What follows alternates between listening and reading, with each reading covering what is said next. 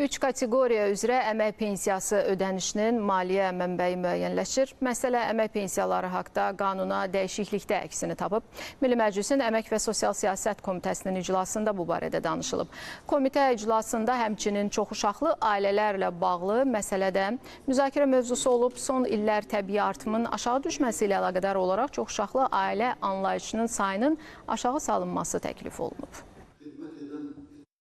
5 və daha çox uşağı olan şəxslərin, o cümlədən valideyn himayəsindən məhrum olmuş uşaqların da ailə üzvlüyünə götürülməsi, yəni övladlığa götürülməsi də daxil olmaqla onların 5 ildən tez pensiya çıxmasına imkanlar yaratdıq.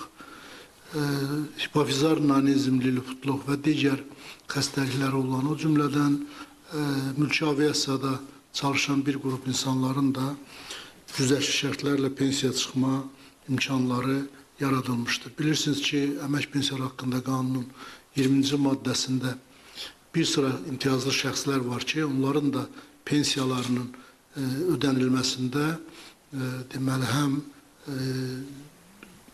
Dövlət Sosial Müdafiə Fondunun büdcəsindən, həm də dövlət büdcəsindən transferlər hesabına maliyyələşmə həyata keçirilir. Məhz bugünkü dəyişiklik də o kateqoriyanın genişləndirilməsi ilə əlaqədardır. Sosial sahədə, sosial həyatın bütün sahələrini əhatə edən son dövrlərin inqilabi dəyişikliklərinin eyni zamanda əmək pensiyalarına da dövlətimiz tərəfindən tətbiq edilməsinin bariz bir nümunəsini bir daha biz görürük burada və əmək pensiyalarının şamil edildiyi vaxtından əvvəl, deyək ki, yaş həddindən əvvəl pensiyaya çıxma arealının, çıxacaq şəxslərin arealının genişləndirilməsi də bir daha həqiqətən də həm mütərəqqi, həm də humanist bir addımdır.